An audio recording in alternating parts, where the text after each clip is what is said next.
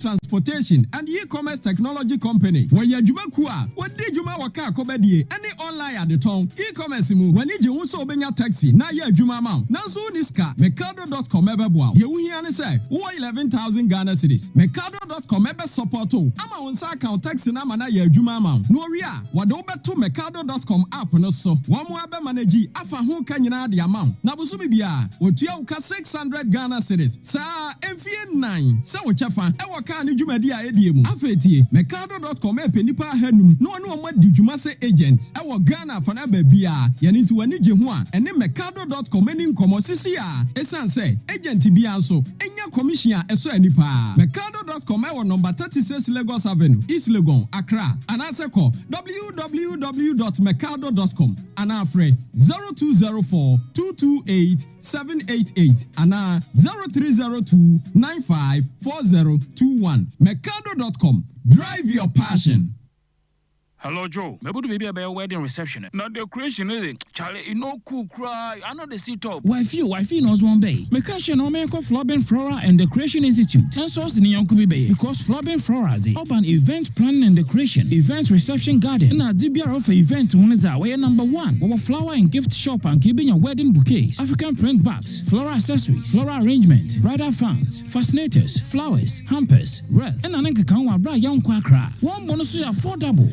My margin and Mama younger sister work of Robin Flower and Decoration Institute. Acquire one flower and decoration training nibi. Sunday will go down Jim Crawford. No way training one. Oh, nice. No, I emphasize. Woman pass him. A police barrier no one a few meters away. Where you drive from Monday to Saturday from 0247 685 816 and 0544 977 506.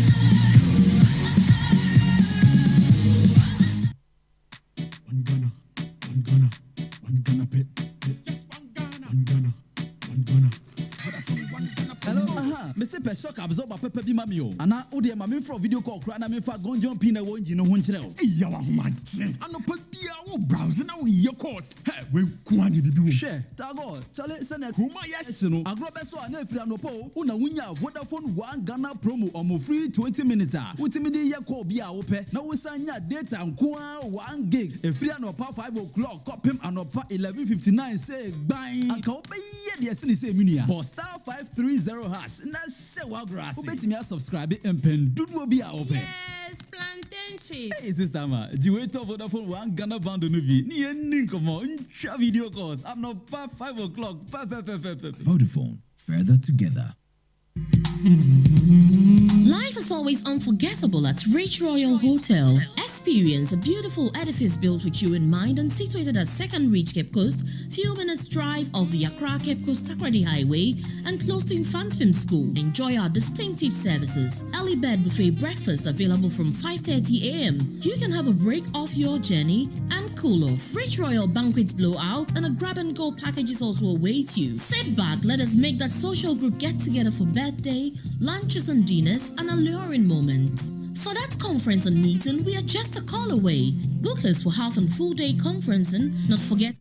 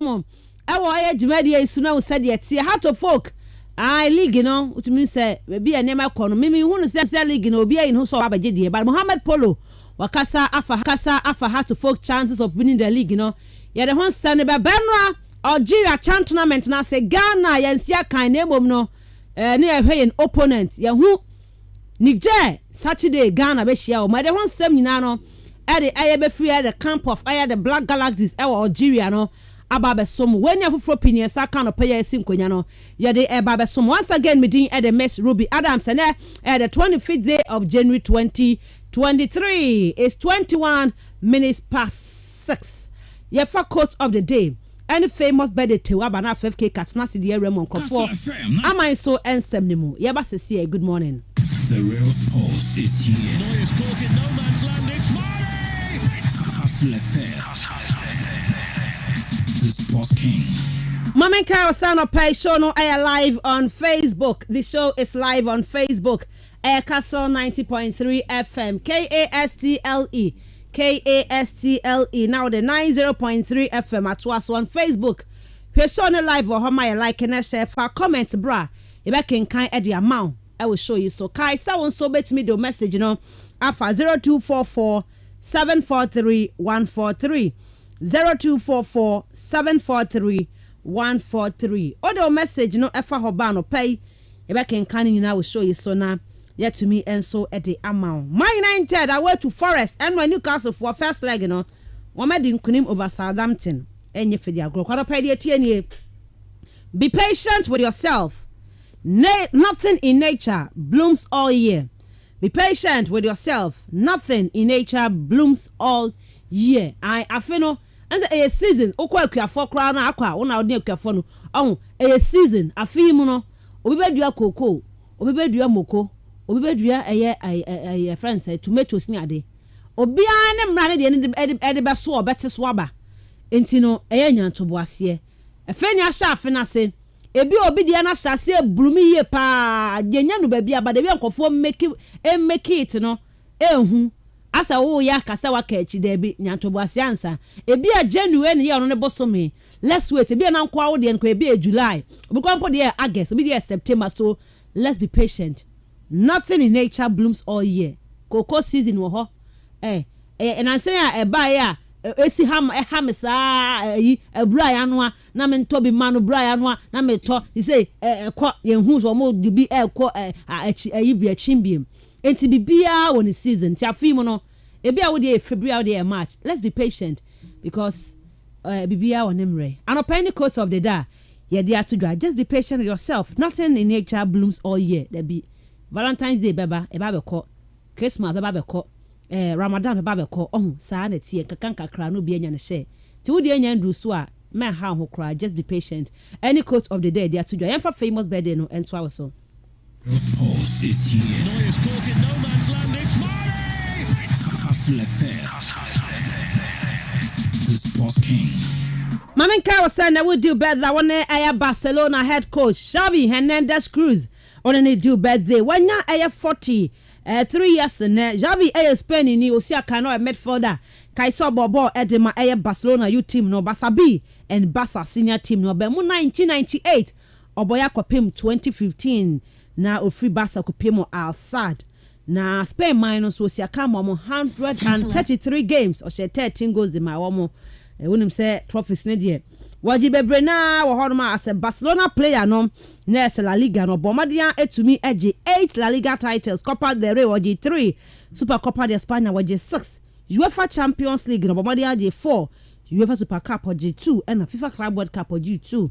One Spain winning FIFA World Cup no in 2010 Euros 2008-2012 omojino na okan bi eno omojinti na Xavi Hernandez Cruz wono Barcelona for manager no wono so edi ne bezo be Barca coach impo ye Barca waje the Super Copa de España that was last week here and omo share Madrid omoji free Madrid for and so ensem ene Robson de Souza Robinho wodi ne birthday ne na Robinho ene wanya 39 years oya Brazil ni na osiaka na we forward obobo de Santos Real Madrid Man City Osiakan AC Milan ni nyina Sevaspo honya kosiakan momo a enye fedi agro kra Robinho ne ono nso edi ne birthday one Madrid e La Liga no 2 Super Copa de España 1 AC Milan Serie A 1 Super Copa Italiana 1 ntino nye fedi agro kra Brazil FIFA Confederation Cup 205 na 209 omugye na oka ho na Copa America in 207 omugye no na ono nso eka ho benti ne Robinho so no do birthday one no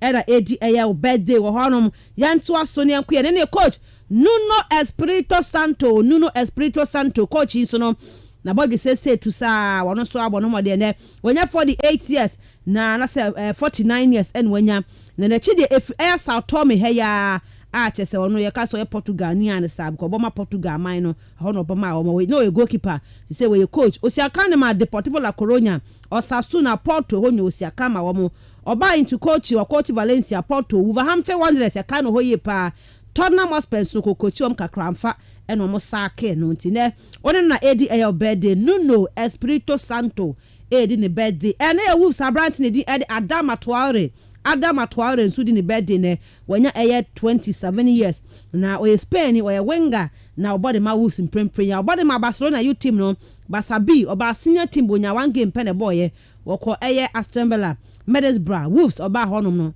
osan Cologne to Barca no asamba na to Wolves a osi akan edema o Spain man no wanya akwanya abo 8 games ede abo mo ne Barca 2014-15 no omoje Copa del Rey no ntine woni mpanyifo na edu birthday Javi Hernandez Cruz Robinho Nuno Espirito Santo and afi Adama Traore and ono edu birthday e we so happy birthday baby a obi ano pen e wo gidie se na kwa wo dey e rade be ya wadom na afi wa celebrating very very well na wani age bibia be kama dia ma pa it's 27 minutes past 6 ya kwa ni FKK tina se odi awramu awan krofo aman so ensem ni mu na dia ka chenya ho no odi atudwa e dia ma ye ba sese The real sports is here. Neuer's caught in no man's land. It's kastlefm.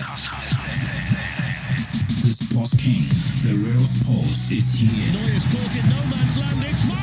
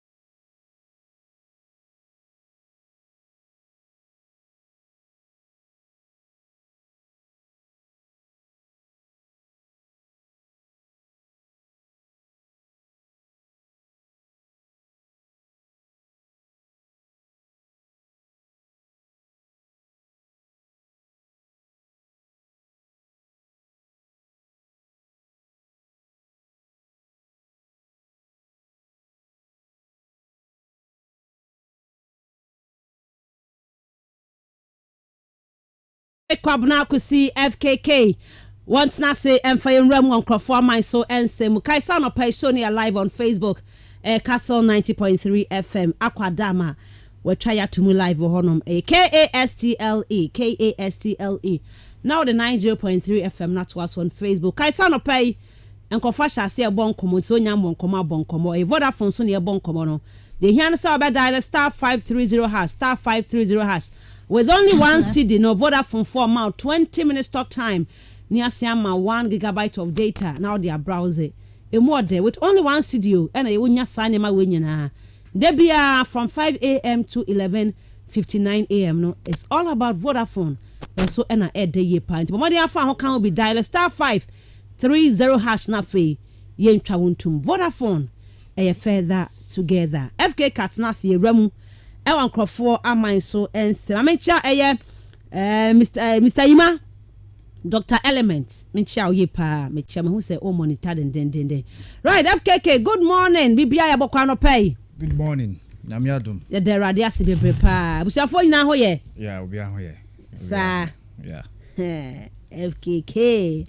Mr. Davis, what ya pa, not Tonka, no pub, Tonka. Anna, what Tonka? Zobia, what Tonka. You know, Mr. Davis, FKK na watching the can. Mr. Davis,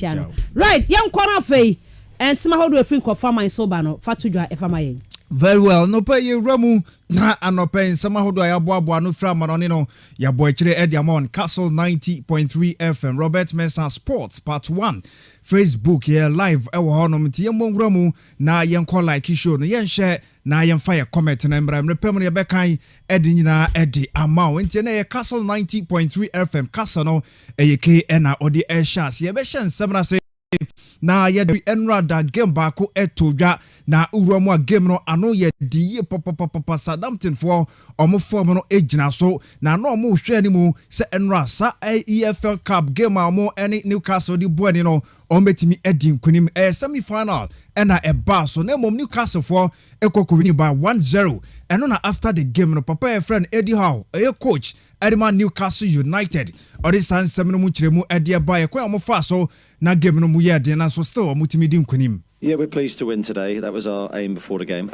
It's a slender scoreline. It's a very tight game between two good teams. Southampton are in form at the moment, so you knew it'd be a tough match. We had chances before we scored, but they had chances as well in that second half, so a very even game. Do you feel you have a foot in the final now? No, we don't feel that at all. We feel we're in a good position, but we have 90 minutes of football to go, and we know the game is a crazy thing, football, so we won't get ahead of ourselves. We know we've got a tough test ahead of us.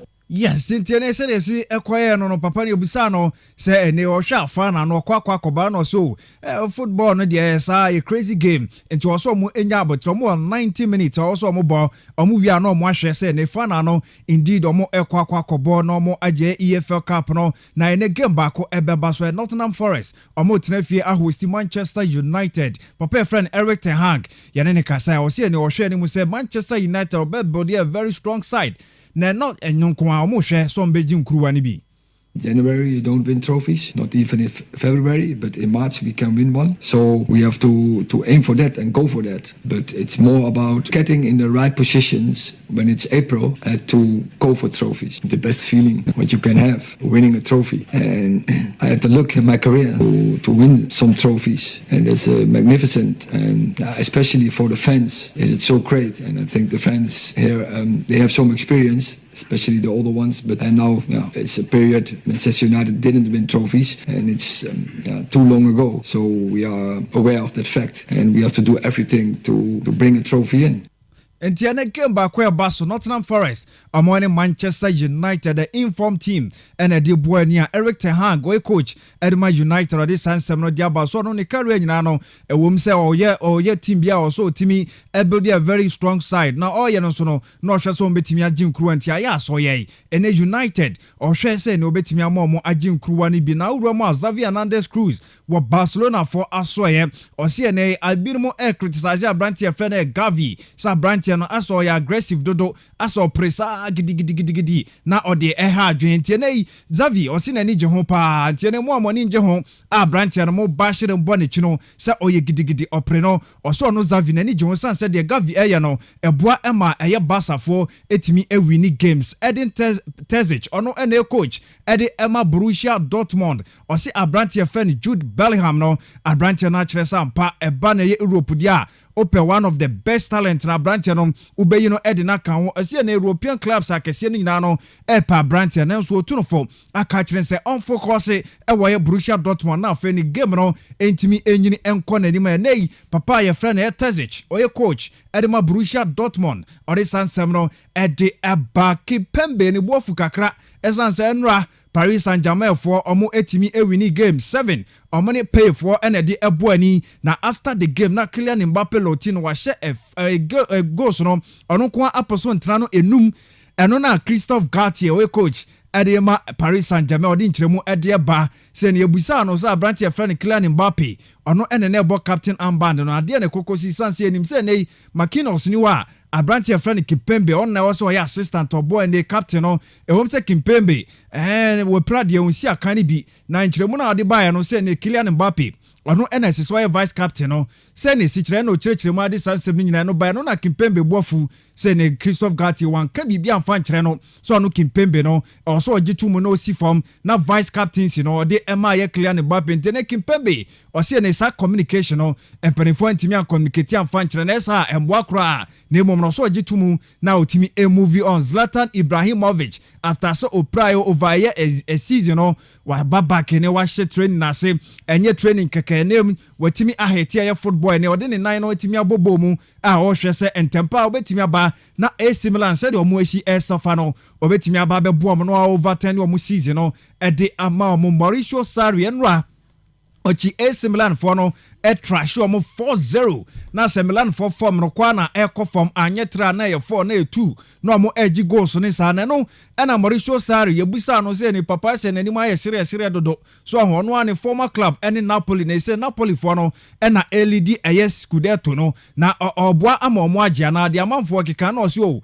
be ni de se Napoli eventually omo kokoje Scudetto na di si won na so a ebetimi aye ni de yie pa na emom samanfo keka se ne wo hye Milan no eno betimi ama chances no aye wide edi ama ene Napoli fa mo agye a eni ono Sarri no ebetimi aye ni de yie pa ne odi sasre sem no edi aba ne mo wose eno a ohwe Lazio players na no mo ani abre so betimi ache Milan for timi ahye mo eno ntina 4-0 no yetimi ehu na Stefano Pioli ono ene coach eni ma AC Milan o se ene ni players no omo shati up no mo entimi enweke na so mo nko mo anu tum kura na kasakasa bebrebe no omo entimi enko mo anu ta na afi omo nya adwuma emfama club no enkorem sa se ne omo ewo bad situation ene entimi emboa so omo kasakasa bebra emboa ma club no omo stability no omo ensa entimi enka Fahad Moshiri ono ene ye penyin kase pa team owner brekese edema Everton Football Club ene papa ne so ohwe ne mu se obetimi invite ye other investment no mo de o musika ba be hye Everton Football Club na mom oso okan sisudua se enye se club no or try so obetimi aton se de ne United for person mo ton mo de ntene Fahad Moshiri oye club president owner ede Emma Everton ena de sansem na bantene otia na wo sika na person oye football club de ane Everton for abiemu se for sika ne bra na investment no bra na mo kambom na mo nyina mo enye Nick Pope ena brantie friend Bruno Guimaraes obana basu ye pasa brantie ne noa ono ene gina ne naso na otimi edat nenmu ema Newcastle game omne Southampton boy no omo entimi en luzu sanse ne Southampton for no bo na okuramu obo na okuramu na so we yafa na tutu throw na kona nyina no de toto na so nyina mu no eyade a Newcastle for etimi awini nei Bruno Guimaraes oye midfielder ede ema Newcastle obo abrantie friend Nick Pope goalkeeper ede man Newcastle abaso judging club ɔse amanfo na no etutu jagum se be ya onfri Liverpool nko ebi so se ontena ebi so onko rezane ɔse da bi we enyemra wɔse oja Liverpool club no edito emre ninie so obetimi agyinam na sese wo building cramp na obetimi aboa na afesa rebuild no etimi akoso ede ama Liverpool tin judging club ɔse onko na onko chena a ɔde sansem no ede abana the Glazers family no yeso omo ehwe na amanfo hwe say 5 billion pounds eno ni sika ni Manchester United why ready so ba beto a odi say sika na baba yesentitia ni say ni 6 billion and a United for the Glazer family no more ready so betimi aje wom say Jim Ratcliffe no etimi express say ne way interested say club no betimi ato so yesi anya 5 billion o 6 billion and any Manchester United owners no omo hwe animu so betimi aje e wo ye sansem na Oliver Holt o say na Abrantia fan Hurricane no ebe ne ye papa sa Abrantia no ne career no betimi ande no wanji kruwa papa bia amfa ankere o say ampa untimi emfane ntutulu ne Andre Messi eni Cristiano Ronaldo ho o say yesa ebe fake smile na ese ne o ya ma Abrantia no wasiri esiri a enjesiri papa na mom no betimi akase Hurricane no a very good player or talented na ne wo hwa Abrantia na bo a wabo nyina ne quality no eni so odi Tottenham na fe kruwa no etimi ebono tiene Oliver Holt otu Abrantia ne fo se be ya ni manimu ya onko baby fufuro no onko ji kruwa ni bi Everton wonder more one choice o mo hwe so be replace Frank Lampard after so mo pam no ɛyɛ Marcelo Bielsa yɛse papa no yɛse wɔ musuro sɛ wanhwɛ obetimi de ɔmo atofom ɛsan so de nyoma bi de aba yɛse papa no sisi nyoma bi so say players no Everton players and current players no so ɔmo yɛ too slow ɛne sɛ de ɔno bɔ pɛ sɛ osi akan pace no gidigidi na asefo no wan kofa players ɔmo ne ɔmo ni mirika ne tu a entimi embo ntimi Marcelo Bielsa yɛso anya ka che Everton for so ɔmo ntimi anto sa players no ɔmo ni mirika tu na obetimi sisi na ɔmo ehia obi so ɔmagye ɔmo no ze ana even though se be close sisi entino ɛne ɔma ne ɔmpa ba bi ntia ɔmo sama no meto ni players enti Marcelo Bielsa and this Sam Edja Banes Everton club no onye na adwo so betimi ababa be coach Paul Scholes oso wanya assistant na adwene na ene wo hwe se Arsenal Premier League ni said the amount for cast your favorite no hunu ni saa o se ne obetimi akase Arsenal for on betimi win Premier League no enkanka intentions so munya ye make signings enkanka branch e friend Leandro Trossard no o se branch no quality ye pa anti na obetimi abebo Arsenal ema Premier League no motimi age e de esi won na so papa friend Erete hang o so otu Marcus Rashford for sa branch no onjintum na fe PSG interest omo woni mo no ombon ton chen na afi Manchester United won say 2024 and an contract no bend the on extended and for more na onsi akai sanse or build a win some side club anase team a betimi win trophies bebre eye Manchester United ontena na ontimi embo Danjuma ya ka kiro ye sisusie ene Tottenham Hotspur for monya hijack ni move to Everton no say ne omo hwe ni musa branch no betimi ahye medicals na se no complete e dia mom na ene ya ne na de so on betimi a confirm sa brantia ye friend e Danjuma Arnold osi akadema Villarreal no obetimi abesi akan Edema Tottenham Hotspur eno so eho ensem eno no na Chelsea for ye so mo hwe so betimi increase o mo offer for brantia friend e Malo eye Gusto osi akan edi Emma Olympic Club de Lyon £30 million ene Chelsea for hwe se o betimi akom ye se koba ne sa Chelsea for a January money wo nenso musika no betimi atomu dia ko £268 million for signings nko ebi se papa e friend Graham Potter wins a wo win ni so e chen ye signings a o meki enti eho ensem eno no Tottenham for yeso mo hwe so mbe close a deal for Brandt friend Pedro Porro no abesi akan e dia mo £32.5 million eno mo hwe so mbe bo awuo na afa mo akofa Brandt ne frɛ ye Portugal si akan e de ma ye empo Sporting Lisbon eno so eho ensem no na papa e friend Santos Fernando unim say ne no ye Portugal national team coach after World Cup no almost sake no dia ba ne se Poland for enya confirm se papa no ene free ne ko betimi abe won national team coach ntene Fernando Santos no ye coach edema Portugal almost sake no wanya adwumafo from Portugal for etimi assign no ababa wa ye friend e Sabalenka unim so tennis ni eye arena enra otimi edi nkunim a okonenim ochi eye Donald Vekic etimi etwa no ema bibia konkan 6362 ena wode eko animu na ohwe se ne bibia betimi akonkan ediama no na after se wetimi ewuro mu ewoye semi finals no ono so akobo finals bi na bibia konkan edi amano na Magda Ayelilete ono so etimi qualify edi eko anim ochi eye Carolina eye Pliskova etimi etwa no 6375 ono so etimi edi akonanim ewoye tennis eye Australian Open me ho a eye Victoria eye Azarenka ono so etimi ekonanim ye pa 6461 eno ono so etimi edi qualifier a wodi ekonanim na ochi ababawa a ye fra na ye Elnena eye Rybakina etimi etwa no wie no eno se ne Novak Djokovic or sympathizing ye person sa branch and hamstring injury ade a eha no so no 2013 or safa bisa na manfo nim say ne na ofeki or se ha dwene ye pa tennis players no mo so bre ye pa ntene so bi beka so safa from a injury or so mutimi gitum no mo e back no ntene o de sansem no edi aba finally Stefanos Tsitsipas what tennis mudia ene wono so etimi qualify ekore na Stefanos ochi jiri le heka etimi etwa no enrada 637664 eno otimi edi etwa no otimi edi ekọ nanim na owie ye eno so oto ne nsa edi afre babawa oye sinitwani ewoye Australia mamu ye frɛ na Margot Robbie ɔse ababawa na ne gine ho yie pa na ye kase mfa hofe and describe obi a na ese ne Robbie ni ho ofe papa ntene Stefanos Tsitsipas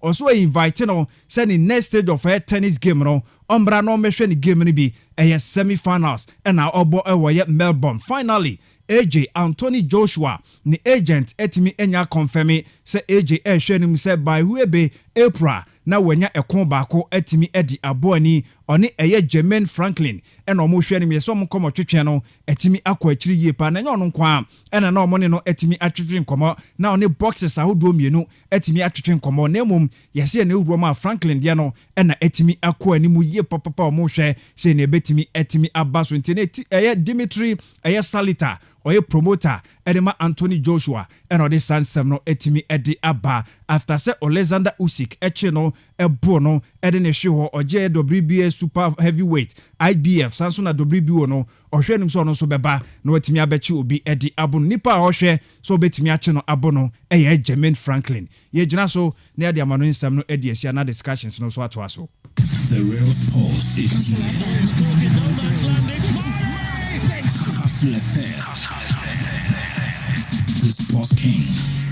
Yamrana fe yantua so and fama on Castle 90.3 FM Robert Mensah Sports Part 1. Kaisa audio message ne 0244 743 143 0244 743 143. Nyame ya duma ena Barcelona si akan ewo the quarterfinals of Copa del Rey no. Mayenya message no sign aside game no ebekwa kowie ediama Barcelona Copa del Rey quarterfinals. A big game against Real Sociedad. Enye easy game kra ne eba so 8 p.m. na sa game na to jana for Osasuna na Sevilla so abo 9 p.m. and sa game ni to jwa Manchester United ekopiemu ewo Nottingham Forest akache first leg semi-finals of the Carabao Cup no and the Man U kwa we akoba against Nottingham Forest. Emra German Bundesliga no games etodwa enyema ejense mankrofo Leipzig share Schalke by 6-1. Bayern enkobo against FC Cologne wakoshe first goal tete wa mnyatika no amabo na koye 1-1 January investors anase kopiema 4th minute na Cologne for no share goal nyame mpo na bo aye ma Bayern for take no na se mo amukotwa ma FC Cologne pa no munya cash out o munya vim nko nketwa ni bi achi obenya cash because 90 minutes na Bayern take no enti no ubenya cash out amunya gidie nkwa nketwa ni bi achi against akesefo Hoffenheim Stuttgart 2-2 and Wolfsburg share Hertha Berlin by 5-0 and a Mainz 5 about Dortmund.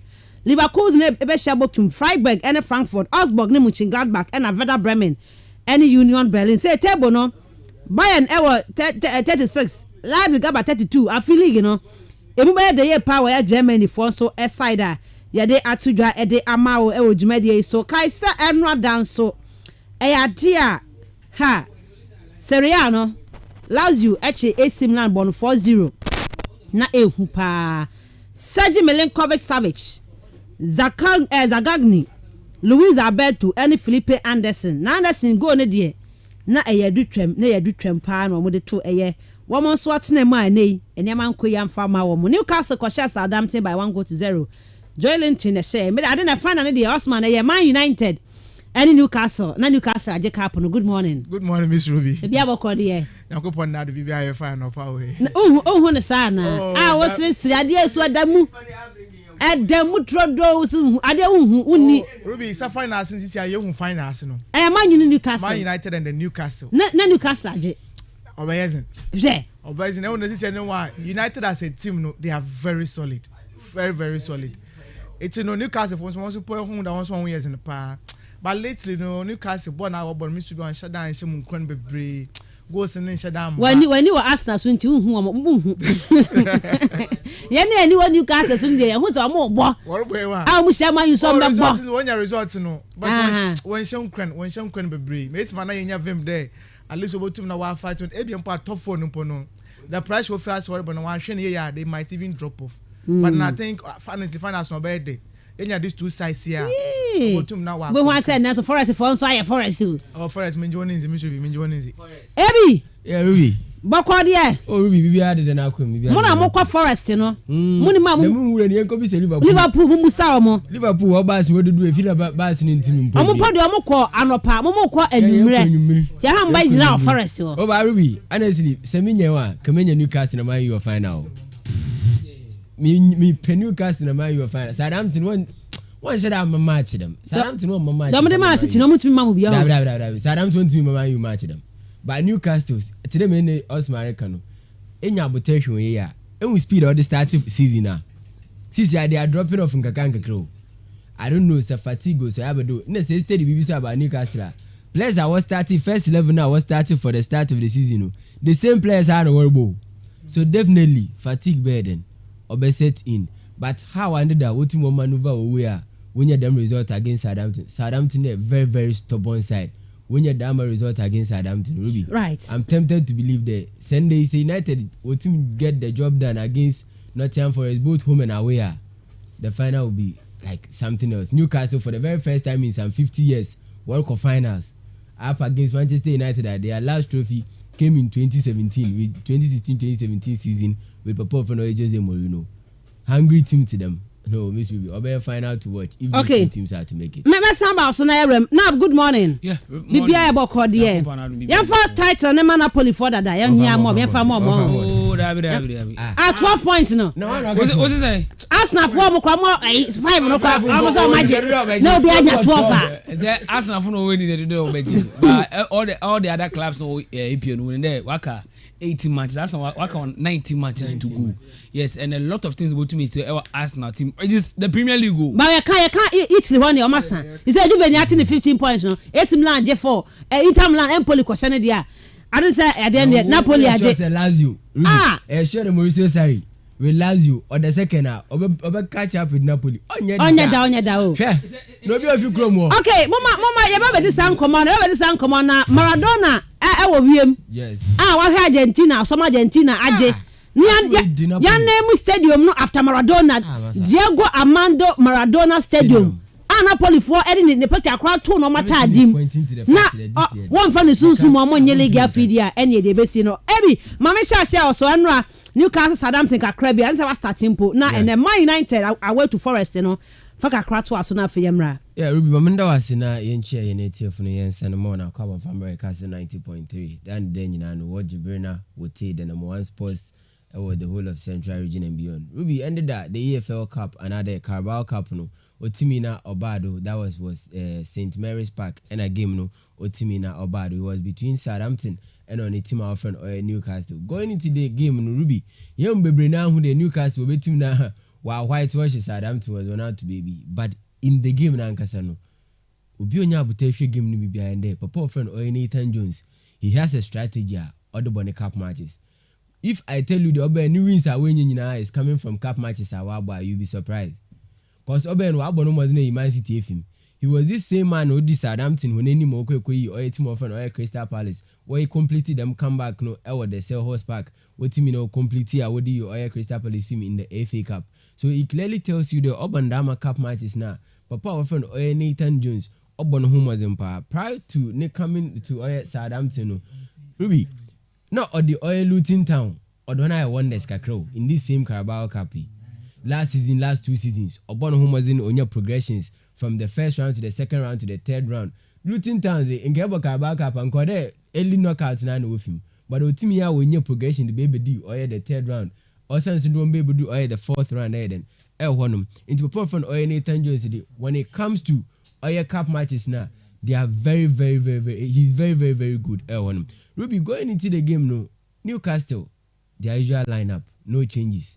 And Oba or into the game. Papa for no Eddie Howe. You can clearly see there after some 50 years, or perhaps Boku often or Newcastle or don't achieve BB. Yenina and Dan who there after their takeover, from Papa for no actually no. Nobody thought there in Newcastle at this point in time, we'll be talking about Newcastle that will compete for oil trophies. We'll be talking about Newcastle United that will challenge for oil the top 4 and European sport with the English Premier League. After their takeover, it is going to take at least a year or 2 before Newcastle will be then. Said in the customer, all the players at Newcastle United, they are average players out of 100 players, of 100%. A rate more work was 70%. That would be their right back and their captain in the shape of Papa often or Kieran Trippier. He is the only outstanding player in their setup. Aside Kieran Trippier and Ruby, all other players who Newcastle team they are bang average. But you look at the performance and the results at Newcastle United, what they more. Even the owners of the team are even surprised themselves. Because when your investment is Ruby Aomo. Last season, at this point in time, Newcastle were the relegation zone. Were the 19th position with just 11 points. they had to go to AFC Bournemouth. Fonka for Penina often Eddie Howe on Fanembra. At that time, now Bournemouth not the first our Champions League often the championship name. And okay for Eddie Howe what in the bay. Fast forward, Eddie Howe about to set the fortunes of Newcastle United Honum. And today, even the Saudi owners themselves are surprised. Any major inclusion with the exception of Alexander Isak no Nebia Bruno Guimaraes. This were the same Shane Longstaff small Wobo. This were the same Fabian Shana Wobono, Jamal Lewis Muna Wobono. So what was like I don't know how Newcastle offended United Honum Ruby. But ended up what Chirehen. May hunde they are really into business honum. A corner what fado what home was now what they show Southampton United no because Southampton was set up no we had our very own Mohamed Salisu honum. We had a branch of an oil Lianco honum. We had a branch of an oil Due Kalitaka. Our ofima say wababe shim odam oil team of an oil Southampton or baby shim Edmond. So playing with 3-back system with your wing backs in the shape of oil branch of an oil Peru and Kawa Capitals Ruby. On any day, it will be very difficult for a team on Kuta an out and out advanced playmaker. The other team then will penetrate to Honum. But in the Newcastle trade, possession and how to penetrate the defense of oil team often oil Southampton, they are very good and they are ready to compete Honum. A bunch of an oil do a Kalitaka or Kopeke red card. And that was the very moment I gave the dynamics in United saying. Because in the second half, no, Southampton were trying so hard. After they had scored a goal, Van disallowed for handball, of which Wabe controversial England handball day. Maybe the I didn't want to say what better woman different explanation to their VAR. Cause bad Botumbo Binensa more about any more bush him no way to go out. Also then as a winner doko bonisho the not toward the edge foul. Into the Binaj England finance over. No betrim that kind of how a corner will use more of an open proper explanation. Yet the man always know there will be complaints here and there with their offended video assistant referees Honum. After they equalized now 1-2 corner, you could clearly see there the faithfuls of Southampton were soaking the pressure for our team offering Newcastle. And Eddie Howe had no option. Nobody had Brent offering Joe Willock on album. And even after that change in class, still Southampton were going for it. But the moment I do a Kalitaka Oji Oye them red card no. That was when Newcastle felt like this time around you beat me about Oye the St. Mary's Park na yet me win. Yes, Oye home and away fixture day. Newcastle wait my bomb was in a quick win by a goal to nil. But Southampton will feel the performance of the easy Oye the St. Mary's Stadium no. So what home was in no cocoa Newcastle Phone Stadium one man Ruby. Trash to me, team will put up a performance because home and away England had they don't use aggregate score had they. Intano ne session 2-1 msumbesho 2-1 anya yoko penalties. That is what we do honum. And to Southampton they were really good on the day. We put up a very nice performance, but in the end the better team won in the shape of Oye team offering Newcastle. In Tiambo Oye Newcastle wanabado there yenina on dog chance. They are just one step away from their first final in some 50 years. It will be a massive achievement for them. Newcastle today were mid-table team. Another Newcastle in powerhouse with English football. But Ruby, say one of the powerhouses with English football na Newcastle come. Say FA Cup history mu, the League Cup history, back in the days time I know from the first league championship and the Division 1 championship with England no. Especially Newcastle, you will clearly see the Newcastle no 1 year offended underdogs be in the English league honum. And no Ruby, let's just say the Newcastle. This is in their out for it, and they can do a whole lot of one. Run into City Ground, Kakra, Nottingham Forest, and on the Manchester United game no bokod no.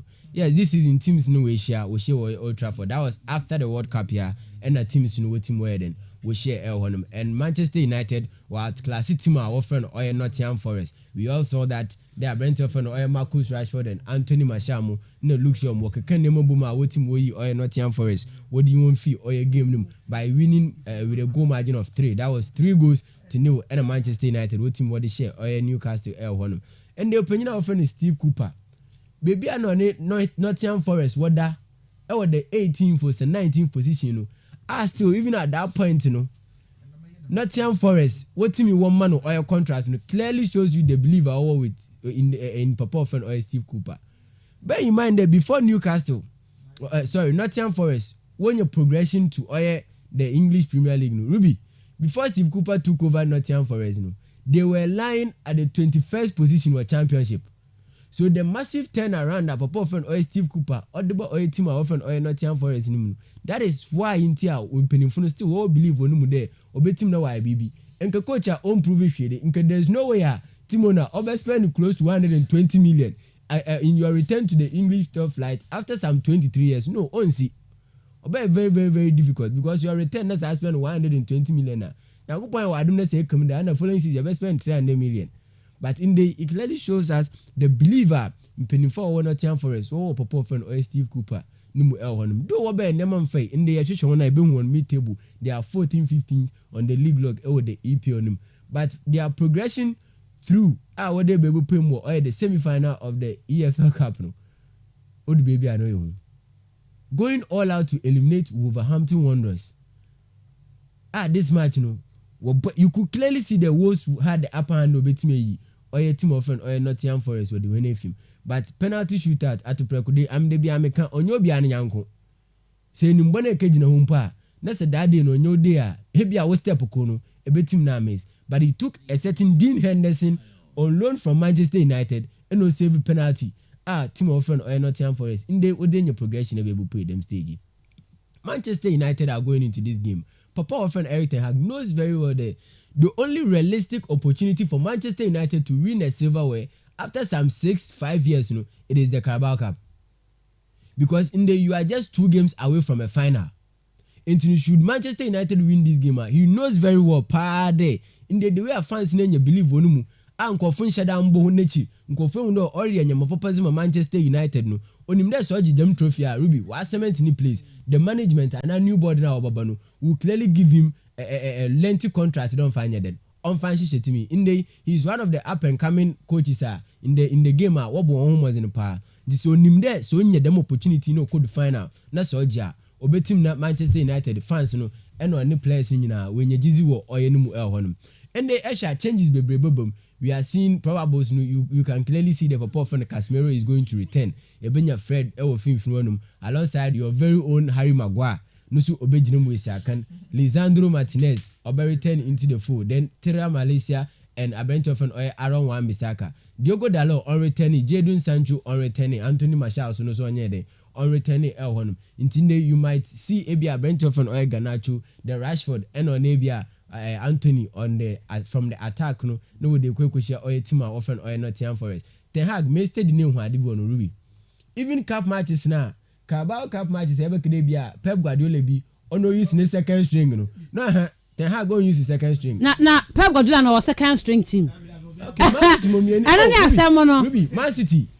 Do away rotation. I rotate. Now they might integral players by 7 or the Manchester City. But I'm on free bench. I'm equal to the best starting. Them integral players for we no Man City no. Say me you want film. Na me ka for busy for chiriba. Difference o me. Kakra bi. Mama dey na mu wa. Enti na mu say enketenkete no. Enti fa we ma agba. Change rush for the lang na dey baba. Enti hono cry a question mark e hono Ten Hag on take chances even in the game ehun there. Obet oye easy game no. On take oil chances in the Dean Henderson na Nottingham Forest for pedenka what patronanka United team release because new clause no e condemn there parent club no makwana okay but no there's no way Manchester man you for so Ruby na mo make them Nottingham Forest for goalkeeper no and I man you player on cologne yes and I man you for say omo mane e montia omo nsem bebre Dean Henderson na no contract no shame there old baby associate parent club na but the Henderson some catch the win share Ten Hag company na di nkomo ebeje dia before Ten Hag came in and said no why you no contract bi adore record you no go grant interview there okotina Manchester United team nim se be ka season na David the uniform call from pa no only gonna associate or promise the Henderson there from Sheffield United eba be first keeper but obenu man COVID-19 din hu be beji man no so okekenya COVID ni to obenu the here's as an pick.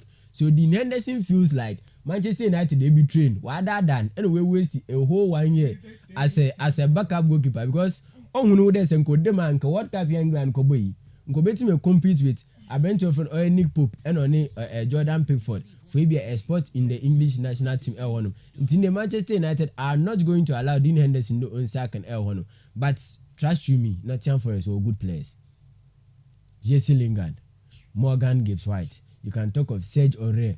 You can talk of Abrentofan Oil Cooper. You can talk about Ebia McKinney. For their standard, they are good. For their standard, Ruby, they are good. But when you meet the big boys, and they make a party, what is your on 5? Which are Manchester United, why 3? Which are Liverpool, no Kubikum, L1. Which are Chelsea, no board draw. That was the return of the EPL after the World Cup, L1. Manchester City, we know what Manchester City did to Nottingham for Erling Haaland or Johan Passa. We all remember what he did to Nottingham Forest. Ruby, coming up against the big boys today, I don't see Ten Hag and the boys becoming complacent. And they were City ground. I can clearly see the United will win by a 2-goal margin. Okay, audio message number 0244 743 143 0244 743 143. Manchester United Kosia Nottingham Forest where semi-finals of a Carabao Cup no na Man United kwakobon game ni be we say fa message in brana afian kinkan emfama on 0244 743 143. Yankwai quarterfinals of Copa del Rey Badanra AC Milan Ecolusi wa Lazio for Nsano na mama hona fifa kakra to aso was ha game na fe ne game eto dwan Ruby yenti chobi be monitor show na yen kan chona as usual ya da wana see pa wa makaso 90.3 Ozikan L1 kasa fredo yepa and in the copa mu L Italy team of no Lazio oba up against Milan L1 and at the end of the 90 minutes ayaza team of no Lazio went to match AC Milan by 4-0 Nzama Nkoye and Farmer Tima or from AC Milan Homo Sebesha teams too near they started with their good players a couple team of AC Milan with the exception of Abrantia or from Magminia who is on injury Sergino Des the likes of Fikayo Tomori Pierre Kalulu Abrantia for David Calabria Abrantia for Sandro Tunali Ismail Banase Junior Messiah Abrantia of Brahim Diaz Rafaelio and Olivier Jude. These are integral members of the Milan team now. Anytime when the opportunity they play for team of Warfreno AC Milan Homo. On the other side of Roman or a team of Warfreno Lazio Homo, and they are notable guys when have with the exception of one leading marksman that is Abrantia Warfreno Siri Immobile who was out through injury went to Mambobi Homo, and you clearly see how a team of Lazio will game yepa and Ebesha in the first half now was started the way you many here in the first half of the team of an AC Milan they were down by 2-0 Milan Obotuma by that comeback now at least Obotuma pick up a point and another winner draw in that particular game. Sergej Milinkovic-Savic or shed that beautiful goal in the 4th minute or answer to team of an AC Milan, and you clearly see that team of Milan this season one Basman has been off and on Homo. There are times one Basman has occurred but one time one Basman walk of foam.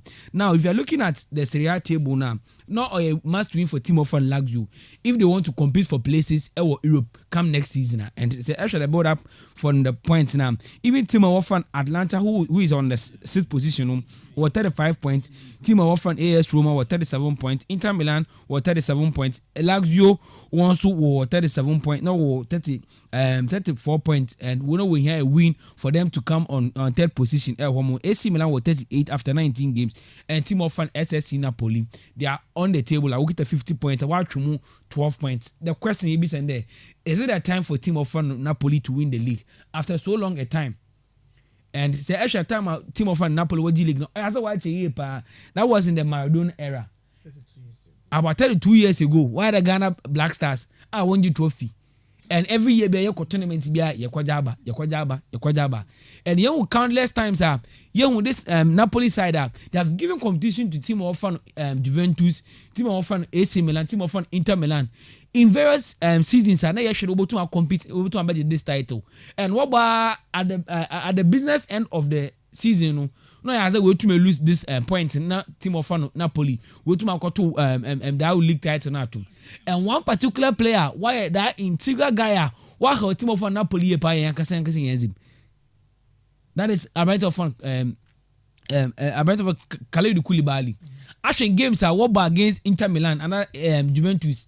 Na game wa baby a team of Napoli when you draw na an on goal from that particular end we to about one and team of Juventus we that win and was them 3 points no we they beat team of Napoli so actually team how Napoli won but this season I a very good year pa and actually one team now or as all born one front line no Politano anytime he gets the or not to play or as all year pa Abrantia often Kariski on your timer Lusu Dumbo Elmas Onya he will give you the goals Abrantia Wafrano Giovanni Simeone Raspadori and the leading marksman that is Abrantia from Victor Osimhen. These are guys that they have given goals to team of Napoli and there's nothing like Napoli backing down in the Serie A, and I think that we want to see a different winner. Yes, we want to see a different winner of the league, you know, and that will be team of SSC Napoli. So Abrantia Wafrano Victor Osimhen Otumine Napoli league now. For me, straight away, about the African best player of the season. Okay, Osman, but NYC Milan, or man to me and Yedman, Rahoka Cranafi, Memorana Hobium now Fabasa Diano. Mr. B, I think matches and Nabe to Mezi, no come over brain, you to more common. Now, you ever shared the dynamics of what Kodo on the league log, no, I want to issues now. And the people are asking questions that Napoli for now, they capable, are they willing over to now, or by Syria and Utum knows one now in a very long time. Unfortunately for the rest of the teams in United, so be called the Liga. Ruby, the first team to model show most at times, or bonnet matches, or in but in the establishment Napoli for this season now, out of the 19 matches we na wabono, we to maybe 16 matches, we to na wabo draw 2, we to na we lose 1 match, but the whole of the season. And see in the major top 5 league centers for Europe no, Napoli now stopping we to na why that match currently this season no. It makes me get 2 years in commode. If you look at a corner Argentina offer winning World Cup no. And your mind the game of football, autumn we see from last season, I said, but this time rounds now, it looks as if there's a human say when you are very lucky and then if you have a certain spirit backing you now, probably able to do that job. No, Abeka in the AFCON, so Benya Senegal also to be winning for the very first time in their history. And for Napoli, are they going to also clinch on over to nobody winning the Serie A now?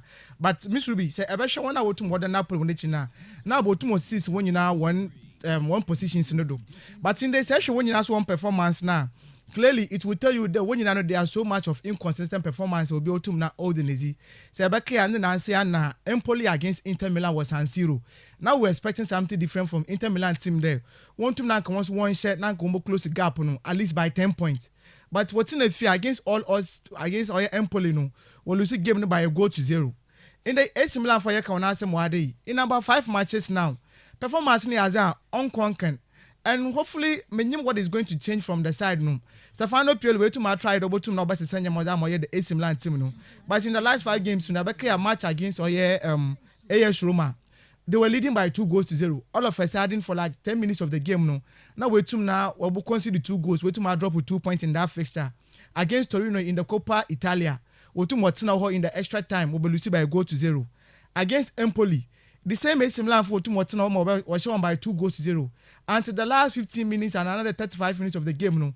Obato Kombe by 2-2. I thought they could still go ahead and then get the 3 maximum points, no. But they settled for a draw. Yeah, but who the Super Coppa Italia no or Saudi Arabia Riyadh against or Inter Milan. I can't go to more for that Wolusi game no by 3 goals to 0 against or Inter Milan. You will ask yourself questions. Now in the against or Lazio, but now about win by 4 goals to 0. It tells you the ambition of our AC Milan team. No, this is a defending champion. For me, I'd wanted to see that Kubotum was a lot of pressure was there to Napoli for one. But for them, no see and meaning what is happening to their team. It looks as if they in a game, no, Sir Rafael Leao went to and pick up I'm a good form now. There is no other person about to now conjure magic because the last time no money Inter Milan boy, you know. Honestly, I was going through Obia a team and Obia bench and yeah, the no crack Casama, AC Milan last season. No, this is Bibi na say. Yeah, Bibi na say AC Milan. To me, Inter Milan. Inter Milan against team of friend or Hellas Verona that season, and Inter Milan against team of friend or Sassuolo. Inter Milan needed just a point to make sure that they were at par with a team of friend or Inter Milan. Yeah, and Samir Handanovic. Goalkeeper no, yes, against Sassuolo and against this same team outstanding games. Yes, Bologna being so cool. Yeah, then Okauno Kobukum. Into AC Milan the no fans all worldwide now knew very well there. The moment in the tight Inter Milan and the team are they only 1 point in Pedage League at the latter stages of the season. Their last game they needed just a draw to win it because even a result from elsewhere crowding team will change the dynamics. But Inter Milan and ebe kribia wo lose na maybe na AC Milan because players AC Milan kiti oh no line up hwehwehwe Kalulu we man for keeper Kalulu Calabria keeper dey two chance tata Rusano that's on for on enter Wajirem out of Sergino Dest Ismail Benassa Tonali Junior Messias Brahim Diaz Rafael Leao ni Giroud Ugo bencha Rabbit na bi owo di kakra and Origi. Oh, Salah Wanya. Maza, kula kwani adena Diego esimla na Diego. For every team, sometimes you need a better goalkeeper. Abotum na. What deputies was last time I'm Kawade. Tatarusana ya kanasim win. This guy almost every match where he's costing the team. And they became last season. The same thing happened with Inter Milan. Reason why they had to go onto the market, get Andre Onana. Now look at the competition order these two guys in one team. They are giving us a good performance. Right. In the team, and if you want to challenge for the trophy now, you need to get a very good goalkeeper. About na why Juma. Last season, the same AC Milan way they had Mike Maignan. Shedman Otumoye. What happened? It was only because of injury to not costing a place in the French national team. I think he would have been there. And this is now Hugo Lloris with him now. White tie. He's the French number one currently. And for me, I just believe that they have the quality, but unfortunately, no, because of injuries, we now cost one. But it seems now, Juventus, look at their long-term dominance. After what now World Cup 15 points, 20 another 10th on the league table now. And so it looks like this year, we to pave way was that more the Napoli for the bottom now. Then after the match, Mauricio Sarri can't send me, and then I'm share a bit into his history. He's from Napoli, one of Naples. Yeah, of course. And then back here 2015 to 2018, not to Mokochi team. He nearly won the league for them. On the 90 plus points. Aye. Then the Oka send me there. On the other one, Chase Milan no yen do. But I can't wait to now open up gap on that more Napoli for him. He's so much happy. Don't go with the new team about for league. No. So it looks like everything is now set for Napoli. Now 12 points difference on the one team. Okay. I 4 matches no to more the whole. In this Napoli, but to this time round the bill. Now we tum na why mistakes are no we tum about we team be capture on apa and it's obey mama. Into me should be I think they are virtually winning the season. Said the Serie A said yeah you. First na Casablanca a Bundesliga no ka Bayern Jimmy ka gigi say. Serie A na my wie emra ne Copa 16 minutes past 7. Barcelona against Sociedad. Sociedad mid was weekend no. Hey. Bona no adempa kubo money David Silva mo omo share Barcelona na ye ni those days na be kada say Barcelona will share Real Sociedad e bia nke be kada or easy win for team of Barcelona so I share this Sociedad team now this season yaza wo bon was in yepa in their last 7 games they are difficult to beat so yaza won lose in their last 7 games and they are playing very very well in the Serie A and the La Liga Santander mo say shona in their last matches we to Mabo they played after lose to a friendly game to Leeds United we lose that game no we win almost virtually every game bia wabo home and you clearly see their performance will put up home and even actually the La Liga table now it clearly confirms that this season they are playing very well home so actually one team now Oyaza was struggle year with injuries and at the point Obolusa Abrante offend Eramendi through injury Zubamendi Nusu Oyaza Otumi Okwa out through injury Miguel Oyaza Bonosi Oyaza Okwa out through injury Toka Abrante offend David Silva Tafisuku Kubo and Abrante offend Alex Soloth Elhomo and then these are the guys what tomorrow but team of Warfreno Real Sociedad this season actually one team now a lot of guys what tomorrow should go here and one particular guy Otum Oyejume Alex Soloth that guy from Sweden. Oyaza this season money has Okosu yepa. In their last 5 games, watch 3 goals and actually output and ne performance on the field of play now. Oyaza numbers more has Okosu yepa. And actually this season Oyaza ne performance in Okosu. Barcelona on the other hand they are also playing very good. After Xavi Hernandez cruise over for team in the midway season, you won't have Otum no team no call in the Europa League semi-finals or better this season as much as I'm calling for even the Champions League. What drop it down was about the Europa League. Now, yesterday was Manchester United. That game is about to mark over the weekend.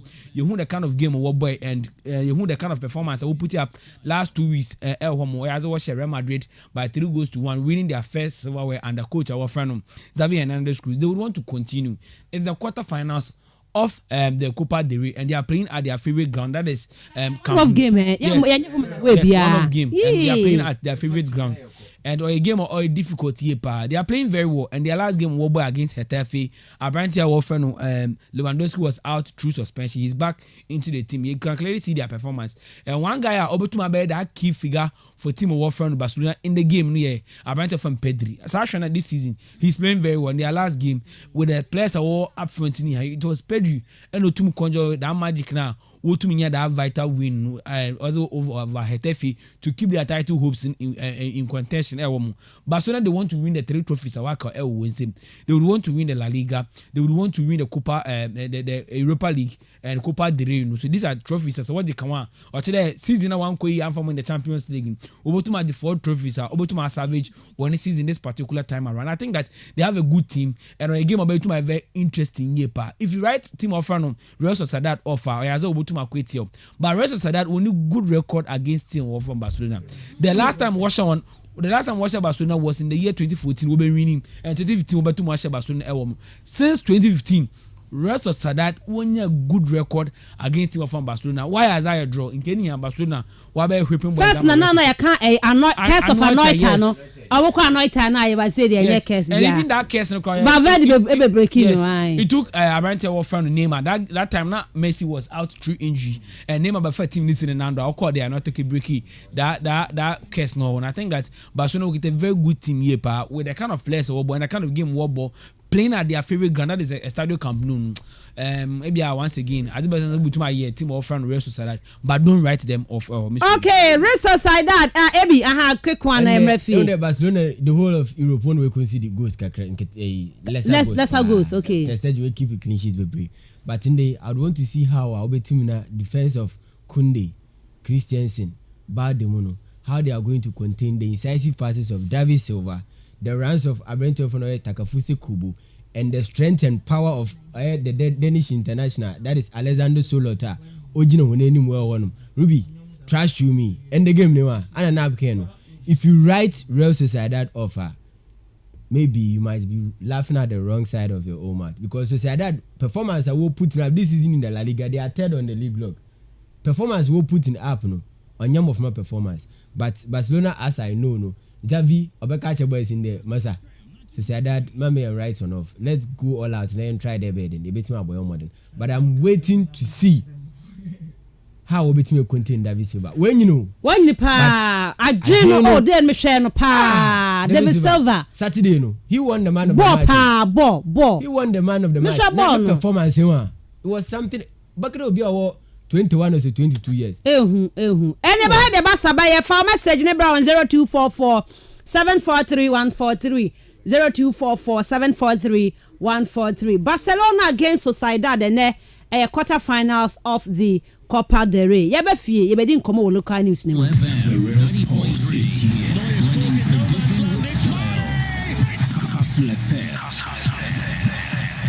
Sports King.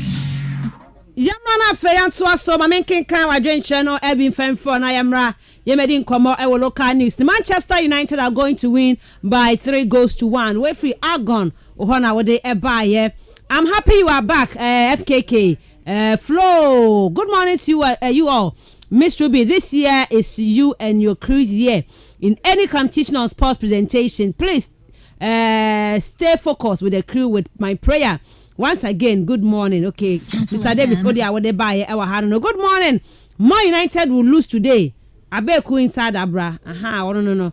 Good morning. I'm Aya Skyzy inside Benyaze. Please give me Black Galaxy's update. Of course, yeba local news ne so yednina at the air. Good morning, Miss Ruby, to you and your crew. Barca will qualify, and Barca will win by 2-0 against Sociedad. We say Barca all the way, and we keep up the good work. Okay, and keep up the good work from Douglas Odohene inside Elmina Bantama. Good morning, kastlefm. Newcastle is going to. Okay, Newcastle is granted a Champions League football. Man United is winning. Okay, Man City is winning the Champions League this season with the beast. Mr. Chicks, is that Mr. Chicks? Why you have Chelsea or Man City on? Oh, them now. Yeah. Good morning, Miss Adams, and you are doing good, pa. Keep up the good work. Greetings to brother FKK Osman. we Rascula on the mic prisons quarters and I do the infra one so no ode e buy you do all good one for din and kan ho enra yedim say Galaxies for ye de ya boy 2 games e bia ye de we gusu ya qualify quarter finals na ne ye twen de be hia no in the next stage enra and akwanya no ebi ye Niger ebo against Cameroon Emma Niger for share by 1-0 Timino ka said yame adoma on Saturday Black Galaxies of Ghana numero non so ye be sia kan Galaxies ye ne eye Niger ene bebo ye ne Niger ene be hia awo chan tournament no ensu emu a chese enye game ketwa kra na Ghana ye bebo ne sanity se ne so mai ye the live commentary be brew no hu sire sa game be kwa wie nti Galaxies ya qualify quarter finals ye kwa koshia eye Niger. I don't know. Be quick comment on that. Galaxies Niger there. Ana. Oh, Ruby, and the day when I want to say everything on Ecuador, you could share Cameroon. But no many ye didn't come with Jamaica. Cameroon, they are joining the. I see team of Niger there at least waiting to progress ahead of Oya manner of Cameroon. And yes, Opriveli. This is disappointment in the air be brave. So this as a Cameroon rank meetings are one more home than pie in this channel Kodia, Sudan and Cameroon. Sudan and Cameroon, wow, papa. Because one I see point at least, only going to see urban Africa here. What boy, Madinka can't crank. One woman water total. Niger when Abba, or whoever could competitive or do be youth. You can talk the same thing about offending Timia Madagascar. You can talk about Ebia offend Mauritius. That is what you do. But I Cameroon, Ebenya Cotton Sport Garua. Ebenya offended Yaounde start Yaounde mu ebehu olumbe mu nyina wo team na Urban African Confederation no Champions League na wo bo modern. So what happened on the day? But me right to be off. Mesma Madagascar. What chere hende bo ni sisi awe hu boss ni here no. The same thing is soon say underrated or man of friend or Niger Ruby. I'm sure ni be fie. Yam worried na say baby anyamare kona what did the pressing come. Bebre na mfie. But say you be qualify ne kwa kodu semi-final ne akwa kwagide nke ependema but say yebu Niger manu enimtie de bia wonyade Niger football nara on said anye yi onye de a e bia yebebu game ne be nyame adoma Saturday no na ye ka different story e wonum into the way I wasn't no offended Cameroon what one out to one smoothness level one show nkasi bia one pe na ye poni what the Cameroon do one out to one smoothness level no over there Ghana Black Galaxies boys no coach and worker and an impenify open chidom not the playing body nyina odi she team there baby ayedu no there's no way we are coming back though in some I do with you but we have to go and win but record be favor or the Black Galaxies or the Ruby and him there ever since I started channel Ghana qualify from the group stage we won film that we qualify from the group stage we won film or quarter final that we qualify bia they have to progress to the semi-final or the final L1 and in the years said the same record no obetim na wabada because eshe oil man of Nigeria you are progressing to the semi-final and the possibility of meeting either Ivory Coast or Algeria which is a cracker that game no dey I'll advocate do bianco hwebi because game at time on see tickets na adi nyina asa our national stadium tickets na bibia asa on national stadium ne it clearly tells you the intensity of the game never quite in Algeria is the nya never come on some performance award ne if me I will say they are the team one on Madagascar no but that kind of beautiful football now since you know football loving fans no they've grown to love no one away then wobble L1 and Ruby the Black Galaxies this is their chance progress to the next round that is semi-final and the final and make sure that you can win but say yeah Niger funde o when you be a underrated today your first game no mistake against Madagascar now. Okay, FKK, Bramai, Galaxies, quarter finals. You say bedu game this one. You better come say me braba from a net to end Niger game no. There I was say you go akwem before that game no. Quick one yamra na urake to kreku eden sema ba because we are say Ghana had e won dey nkofo che dan kan kra. Kwanim Black Galaxies about few games. Yen shed dan ho mu ye. We share yen first game ayen nim de kosi Anko yam farmer and your result are near share. Oh, combine and as I compare the two nations now in terms of BBR quality, real talent, real football talent, raw one. Ghana chon mu bebre in terms of records ewo ye competition ani ekwo nyina mpo a I think say coach awanya de ewo competition me obeka se bia Rahe Betado in the past out there kobo just the groups just Saudi free mo Milovan at the elbow finals Maso Knodu at the elbow final and say oh compare the two teams na Kenya team also high bad or share and you struggle in that game your second game you be struggle kakra but the very important is winning the game no and no MA team e win over a Sudanese side and because omo no me an upgrade side over omo no boy Madagascar for no boy in first game then Sudan for so MA who the reality checks no omo my girl feel say your first game no bia obeka say ya anda ya ho so ya nshada massa Madagascar for no the na was here the mom that is the respect in football ya respect omo and omo take here by surprise only Sudan ebe bo na kasa on respect Sudan na e wawa sem and do respect no kwade but on the game itself yeah clinical any winning just 2 games any abo and no hwa ni mienu no 3-1 na convincing for me but in terms of your play no na enshada enye fe but I feel say emre ni just 2 games ebia no work out kobe person obenya a lot of games now what they share here ni team ni ye but when yanisa but say what few games so and no tell say what you ahumi bebre and also players if say be injured or more recover you be make see a talisman that is a free year ban here there by a free sam ready basis sam pempen so me sure say coach Walker ehun obi a ode ne ba be boy here free year ban position no say ne on push here ya branch here your friend here David Abagna Sandan and Beboa na because no so betimi aboha boni ye pa ba no sa wide play na David Abagna etimi ebo on risking no mfa no kobo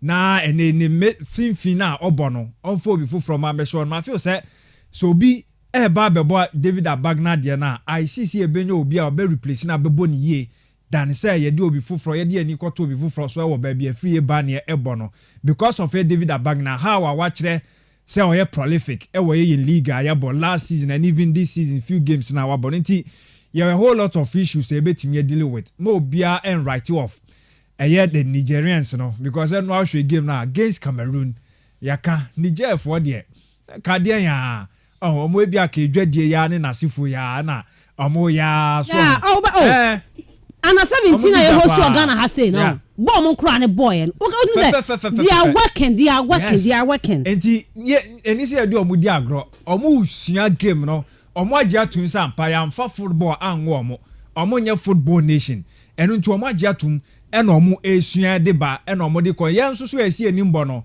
yen so ye de dada ya hununu ya ho sere sa de no still ye nimye yen pese ebesua biem ni asesa ya ho nti se anya sa adjustment na the Niger for the Mozambique ni Mauritania for no wahwe o metimi akoso akogu enimu ase against Niger for no ebia Kenya Cameroon kwankeye this is a side that o metimi atake by surprise because the respect you needed no wahwe na ya mfa momo a strong game and babebo okay nyame adoma Saturday edu so a ye be dis game no ehon komo ba ye be srempen for sika bia akamu bia no muntu amamranten before Saturday ye be di nkomo aka no de ato so bad mamenka o say kan bo we national super farmer me party ni pa mama the other divider duku na mami ne ho akire na pa if say utumi say yes mami adetuju ade betu yanim say oyobi a in second hand appliances our Solid Junction na 23 January ya no of a car around 5:30 p.m. if you hono ma o de ko pm wa abra Kofi Apost Air Store na okoye no osi no car number ne de ne refie wa hwe number no na ne niam bia na e kan ho de ko share car ne boot no agya no honom ne bag sika wo mu tese ne sales record boost esu wo mu ne eye ECOWAS identity card e wo mu national health insurance card ne made ne mame yesa de nyina ehihye mu ne nyina no ogya wo car na chi ti we de driver no eguso aye srew se wo hu se maame nyem ya ka okaye mu a bomodin fabra we wo fa edin na obenya wo fabra na yetumi enna wasne rade nyankopon so no onhira wo ye pa bomodin ase ode beba na yeso no yabo waba so ye pa no se de enema esi fache honom right ye mama to so ewo eye ensem foforo mu eno ane ne awie ye di nkomo minister ni panam ref ni din Sam George ana ne buafu pa gigigi pa se FF1 the Black Stars a business enti owura friends yi Chris Hilton no what the Black Stars adwuma no man no kwampa say dem dey ama otuado na odajanim e be chinchim ne nsane ade en mo chi no ne hu sa owura ketokre ku akọ ni Facebook page na Osman do do ko to honi o we love engaging in falsehood in this country we are not the to say truth stands o ho asem ka e didn't more racket to kreku what do we are got on the Facebook or say Chrome has say no say and true there see and see edi ko mo oka ho Osman but Miss Ruby ketokreku say okadamasem we now want to take any other when to take the issue on honestly I'll be very disappointed me care part that you call work up here by no na ebenya the chief administrator and the chief of staff of the FA or catch and we won ko for ka kaji efe no won sama onya no ko good efe no hu fi pa ntin dey say nyim na say kan won asem na sanka ne ya obotum na we see wo court and fast forward senior man Jeffrey Asari oya ze wotum wo see wa no onya sumpa FM nyina wo court today wotum akatin radio wa ka kansen bia say be ogu efe no hu fi and then dey tna dey most of us nyina no we all criticize obi a cheche na adwen. But menyim some of the damning issues and kofa ka for the efe ho a o say na why big weight into montum na wonka won asem. Ye ko work up ye benya the French journalist Molina. Aban say na wan come van efe no. So now one way to atwa akwane there. Evidence e wo bia no adduce those evidence no wo court of law. Na yentum na yenze ho nkomo anampo the efe no should be interested there yen kwone kwache da information no. Yemba na yembo to so na yenhu de ebia osimosi ABC no kwakwaje bribe omo offer certain place into the Black Stars. They don't care about it. Until they Honorable Sam George to wetu mata waka there was the Black Stars no was a business okroma hade. The only thing about my end about katina Facebook I want to make catch a word no. Who say ora cat or responded to Sam George asem now. And the information by. And wasted by. And none of us how to watch the mass. No come I'm a pesade no. Mr. Louis say one question was court because he didn't speak in the capacity as an MP. But now kasa private conversations or radio do another TV da or kozia. Oko bi said I'm a question or to moka kada masem no. So he miss the if no to mo go hu fi. And if they believe that indeed Asemwa can so no kora, they should take him on. It looks as if they know what they are doing. And okwa nyanya say okrom hade. How many times I catch no executive committee one can change they are not going to allow the coaches to only select their players. What's the when you bring your players now, they are going to scrutinize it. They will ask you the reasons they are for play A, B, C, D. And my care part of work up with another senior colleague journalist. Obi said there, I presented Joseph Pencil. Went to know one from the national team. I was him no Otuado okay. Also no, he doesn't believe in statistics. He doesn't believe in numbers and assists, goals and assists. Okay, me United. But you go work up who was one choir now one numbers over form. We saw that kind of result they gave us. Tinya falsehood and most. So on your falsehood and kofu work kokromade. I want to person way to make create that my impression no. Wa bokon na to. Until there's some kofu can say food if they are lying about the affair. Take them on. FKK me da sem on so rocket to kreku on whatever to na han pa o oh say kwoma say no o rocket tini baby no kan bia monenam no mu engage in falsehood FKK or say truth stands o rocket jeli bia manyame no kura no be daddy anano so no hu ne sa ase ade no e ha no hey I said no kura be daddy truth to be understanding true to bear no ka ho asem no wa hifa enka wo di ba ye no wa kwa betwidwa bibia mu di ato say ni so atiase na dia counter crossing dia no then ne ye hu sampa ti ye ya ka say yi bi firim ye di bi shema ne hu sampa the owura yi dia bai ne dia na truth but truth stands there so we there just say what kind cry say am say be 12 words e no dia to no kra no be daddy o e be daddy no kra no pa say no kra ejina e wo hoda because on no kra dem kan nya no kra no kra bi from side me maka say omo ankasa na eyo omo ho say ekoba ni say a na say obi a wate sa fresh and information from the honorable no obejedi because o ba as some few words be now they are better try so be rubbish no but the enya ni sa try so be explain who say yaka say efe no a big entity Ghana fo nyina dia ade a mo na mo hwe yam football no so nti bibia surround hu bia no enya mo one product pe enya de fa Premier League no kwa enya de fa Black Stars no kwa na mom de fa product bia ye football ye mo masene de eba obia de say ni brand be ka ho say ye mu bia na ye be ka de ebia ye wo friends bi wo mu omo akọ animu betimi na omo didi nkomo kakra obe try say asemi obeka bi a onka by say koye MP na enye MP kwa osado football no osa you closer to ebia obeka say menka say bia omo sports committee no kan na obeka say mi say ya do expect say me ameti me fa ne lighter but the way some do de kan asem no ena mo me ko page skabi kwan ko to aduani ni yenya efefo na asem kan omo de blasters ni business o de baba rama na koba I know ya the latter part I know ya we baby a she can kwan say some do say I baba rama no nya ni agent na work to create I don't know who say just a mere MPB or MPB akasa on the football they confirm e dey no hu san asem ni nyina it means the air con the air keka no so mo your friends o the FA and these politicians some omo nyina omo didi bom omo ya ade baako into the edu ayo omo elections na ya hwe interest a omo nya wom intimi sa language na all kano e bia obehwe ni body language no and e bia words bi o sika no obefa na go media me fa ni serious oh no this serious yes me fa ni serious because yes na ho a ye twa to o say nsem bi wo ho a esisi ebeba efefo ni intimi me wire ni nkire ye omo mie hu no kro ni pi pa se na esitie ebi ni collapse ahodo a omo eye e de call the national team a former coaches ababa beka amie hu a omo entimi eme defend na no CK beka ye hu defendant bia so ati ase apart from CK nso other coaches mu ababa na no ya coach Kwasi Apia so beka bi issues ni na sa nyoma nti like Kingston ya beka the 2010 world drop no Coach Milo then also friend when you come there on board join the sports agency when he refused no one friend ko worker every bani dia na bobo bai pie na mpie ni ehu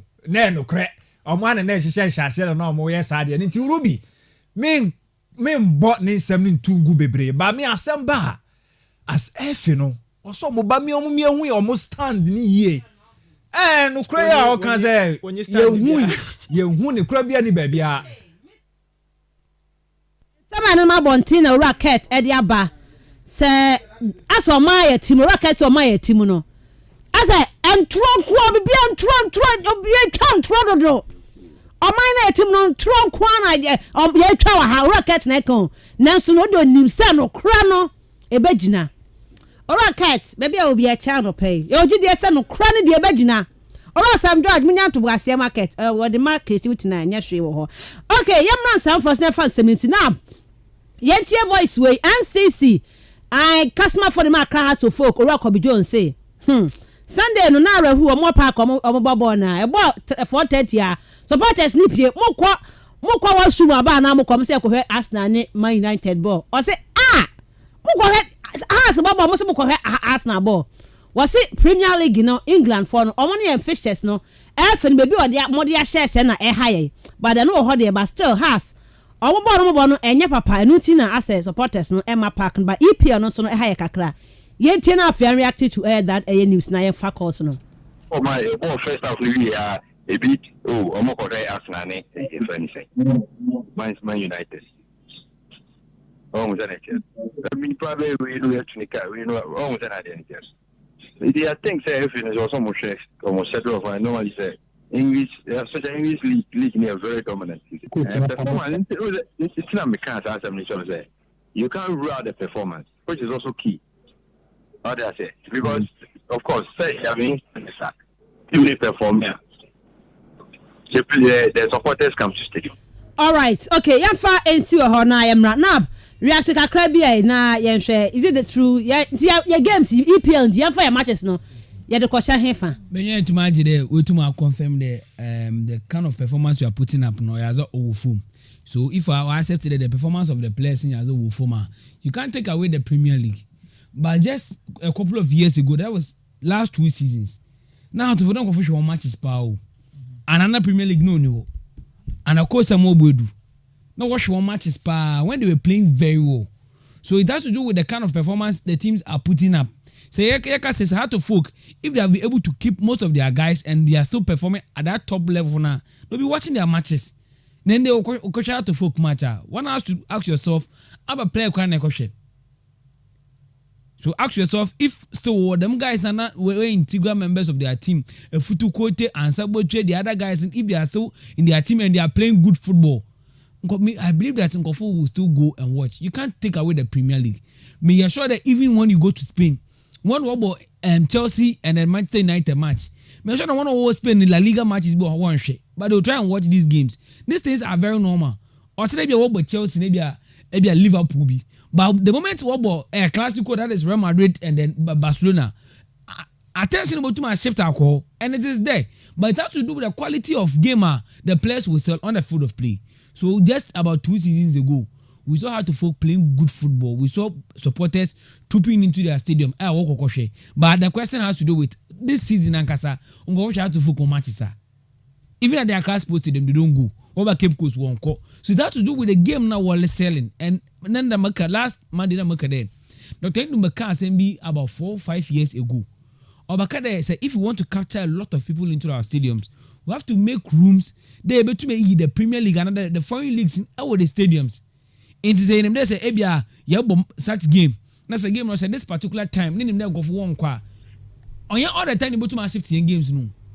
Because ebia kada a shift in games just to suit the you supporters in the one masha. A bad problem. It is say a Uni Sports Complex at the point where one you be some of the Premier League matches in our the stadiums. It is a friend the Omina Sharks in Busandovs. What my half time you can drop down. Maybe to share European matches. I think that's one of the ways we should try and deploy. Okay, right. One of the ways we should try and deploy. Asman, very focused. You see, how to folk supporters now because one kind of conference one. They are just shifting goalposts. You compare Kotoko on how to folk one supporters groups now. Which of these two groups were very vibrant? Kotoko social media they are there. In their matches, simple what they do, a queer way and answer. And the virtual seat no more yet. But park no to do a monko. And one park, oh, but at least, because I buy 3,000. But I don't know so pan, say I buy 40,000, say 3,000, more than numbers in and also. But the same numbers, Monko should be a very smaller size stadium. And one day will be okay. Sunday, who will keep course a day. What about Arsenal and Manchester United? But Rust and Vipers were born. So what is he talking about?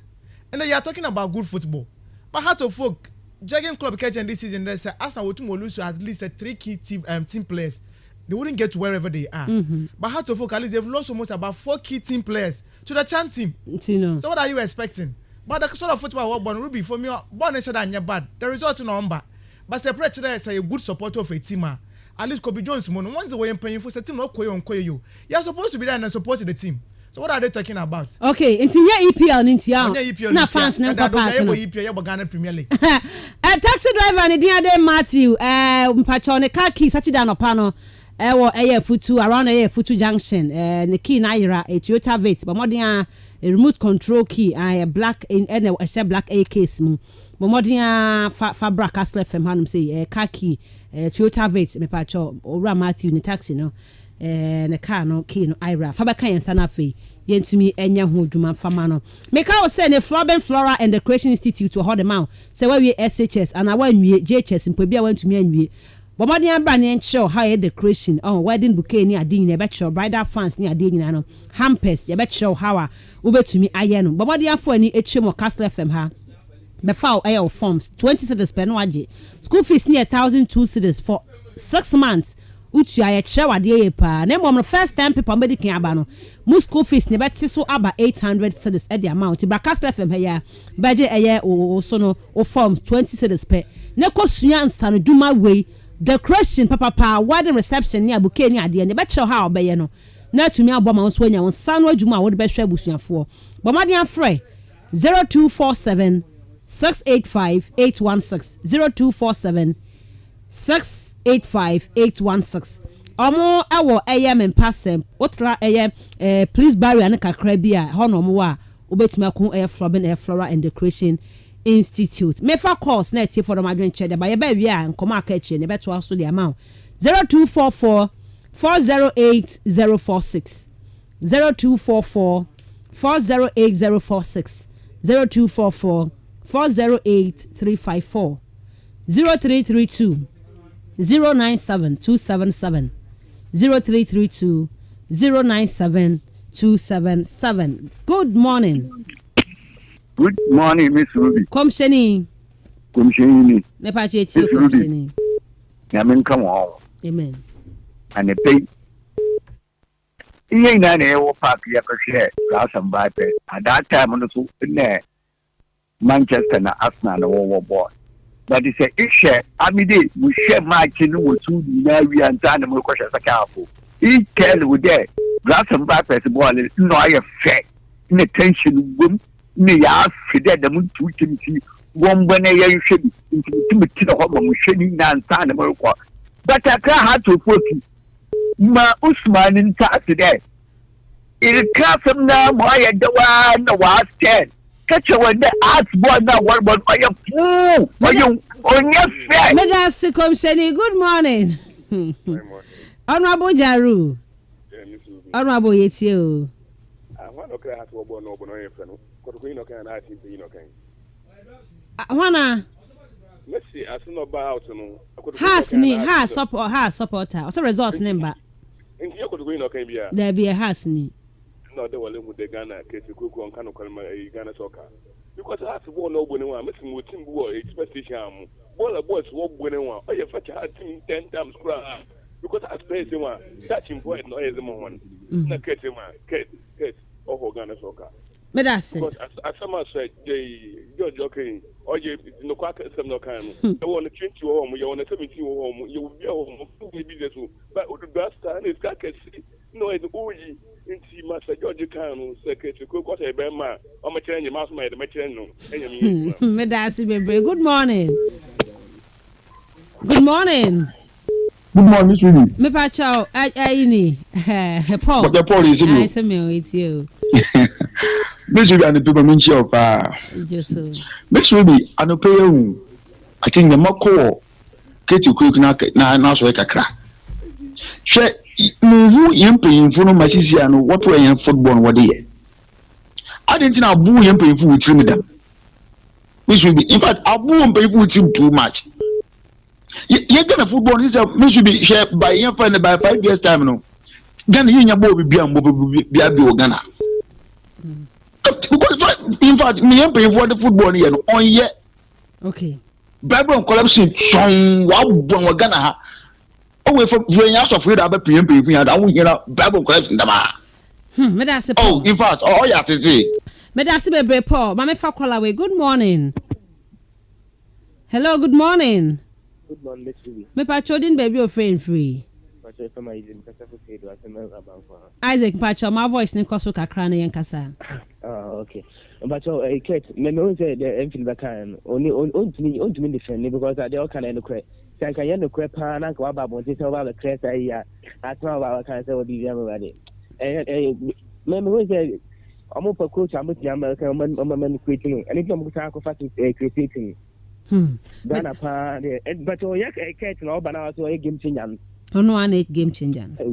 One change in fact, when change Ghana pa the money yari Ghana, money yari saying COVID-19 vaccination we take the warm my name to try. Medasi Bebre pa, we love engaging in falsehood in this country. Good morning.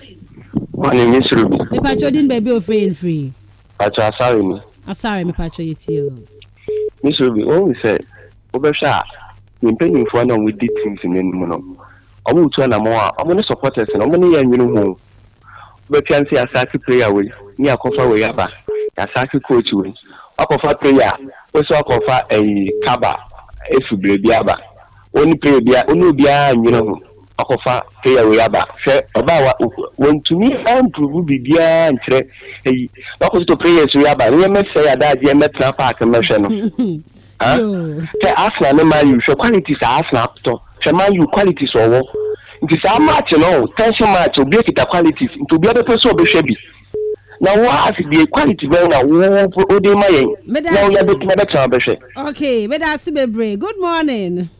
Good morning, Miss Ruby. Mebacha Oluni. Miss Ruby. Who's a number cast you say? Only can't do or no, no, Casano. that game na we need to be different. Hwɛ ɔno ane park kura wɔ de wukura no bi na yɛ ma no hwɛnya wɔntumi ama yɛ so hwee ne we no papa we no say bring back the love no no a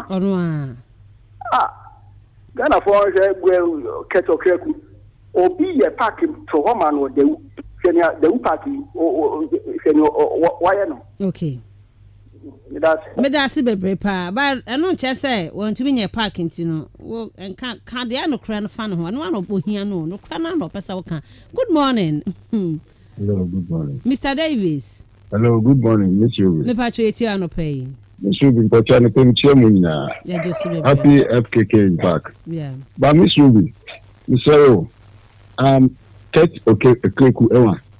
Foreign journalists now okay about the corruption after the World Cup, waiting we taking honor. There be a nyan taking on. No. Again, but then my answer there. So Odia Baba no Baba Kade, young football no could have to do a nice investigation. I don't compare more young K and because 92 are fuck up. 92 Christian still go away them the mayor. Okay. It's one time the situation of Ghana football is on the way coming. All right. FKK away. Good morning, Miss Ruby, to you and your crew. When we check the other major leagues, they all factor high-profile Premier League fixtures before they fix their matches. How much more Coco has a bad power Premier League? Your league in a quality tell ya. Quality. FKK, what can one say? Sir, Coco has yin and to Coco. Yeah, you are about your current of credit. Tinny, say it drew December, dear no. So on Boxing Day in as if for some of the big games, you know, show until activity be crowd on my nyadi a bit to me outrun here the premiership. Nti Sadio man was more no more a can year more can once them. Nti Ubo ya classico no. It be a first 2 games be ye team seeing young gada no me on ka big games and yeah be a corner nim kakra no. Ubo away from number na aye de. And I need can be me sure say when you might be bre see esua. So they will born on side in there. Yeah. There was here can ye can. So support to team ko bad or more ye no so no. Enya ma de ne nya kono. E na manfo baba be. Premier League for example, you say big games no mostly be Sundays 4:30 no mo de be share. Yeah. Now and you know because of Premier League na say be o kra 12:30 no. The first be a kwashe Sunday 4:30. Na e be akotoko at has our game against Abia Adriana Stars our Accra. Yeah, the best 3. At least go where we are. When you second half of Premier League na kwa koshe. There be. Say sir. Yeah, because certain Obaka's comfort zone. Here TV, good game, excellent game. Now we share no now so afaka wi. Just idea no. Eda wakuma so ati ase. Ope waja tum say ade we dey set say kra. Men sacrifice way and farmer way. Sana was here, no. Good morning to you, Miss Shubi and your crew. Barcelona will win by 3-1. Kobe Dimples. O message out the by and I love the way you people talk about tennis. Ernest from Bonkus. Thank you so much. Because what the Abrel. Good morning, Miss Ruby. I'm Robert Mensah from Cape Coast inside Mori. No matter what, David Silva is playing. Barcelona will win by 3-1. Good morning. Good morning, Miss Ruby. Aquarium organizer. And a pay am go fia wa for me ade. Ya hu ye pa aquarium. Yanko pan kwada no nhira won. E be bia sports won ho ma wa de ban. Miss Ruby, me pay bi so. Kot oba na kotoko ne busia do aso wa ba ma pa cha. New stadium na dey wa bet Mensah stadium na wo. Amo bawo hefa. So banda wa oba de me kotoko. Ncha oba na so wa ben kotoko. Ebunya busia do aso yin wo be sia na mo bo. FA Cup no Dwarfs neighbor home there by Robert Mensah. Dem mo wenwa. Ame mo me ma adwen la so shia da nche won ko new stadium no. Ame ma adwen chen ana anya da meda mo be sino be hu. Okay. Dan yan pai gba le wo ma da hu shia new stadium na egusia do aso da no. Me na wo be he ya hwe akotoko wo ho be kire won papa. We be meda say nya me ye. Meda se be aquarium. Good morning, Miss Shubi. Barca is going to lose and United will also win today, but they will meet Newcastle in the final and lose. I greet you and your crew. Enoch, what if you come for Mankaya Enoch? Do you call them be fast one? And you can't get to a cry. Enoch, Mamma Chow ye pa. Yakwa, nab.